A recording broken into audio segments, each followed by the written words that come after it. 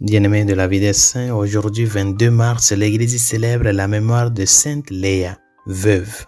Une lettre que Saint Jérôme a écrite à Saint Marcel est la seule information que nous ayons sur Sainte Léa, une veuve pieuse du IVe siècle.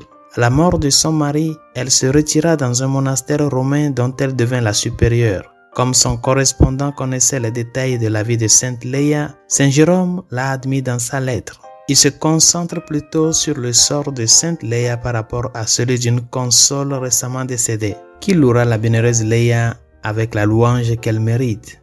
Elle a renoncé à se peindre le visage et à orner sa tête de perles brillantes. Elle a échangé ses riches vêtements contre des sacs et a cessé de commander aux autres pour obéir à tous. Elle habite un coin avec quelques meubles, passe ses nuits en prière et instruit ses compagnes par son exemple plutôt que par des protestations et des discours. Et elle attendait avec impatience son arrivée au ciel pour recevoir la rétribution des vertus qu'elle avait pratiquées sur terre. C'est ainsi qu'elle jouit désormais d'un bonheur parfait.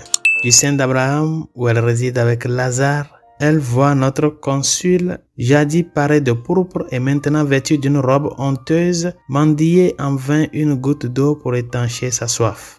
Bien qu'il soit monté à la capitale sous les applaudissements du peuple et que sa mort ait provoqué un deuil général, il est vain pour l'épouse d'affirmer qu'il est monté au ciel et qu'il y possède une grande demeure.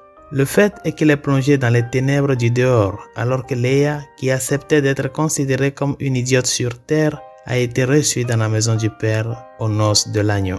C'est pourquoi je vous supplie avec larmes de ne pas rechercher les faveurs du monde et de renoncer à tout ce qui est charnel. Il est impossible de suivre à la fois le monde et Jésus. Vivons une vie de renoncement, car nos corps seront bientôt poussière et rien d'autre ne durera plus. Prions. Seigneur, au milieu des choses de ce monde, laisse-nous nous engager de tout cœur dans les choses célestes en imitant l'exemple de perfection évangélique que tu nous as donné en Sainte Léa. Par Jésus le Christ, notre Seigneur. Amen. Sainte Léa, priez pour nous. Tous les saints et saintes de Dieu, priez pour nous.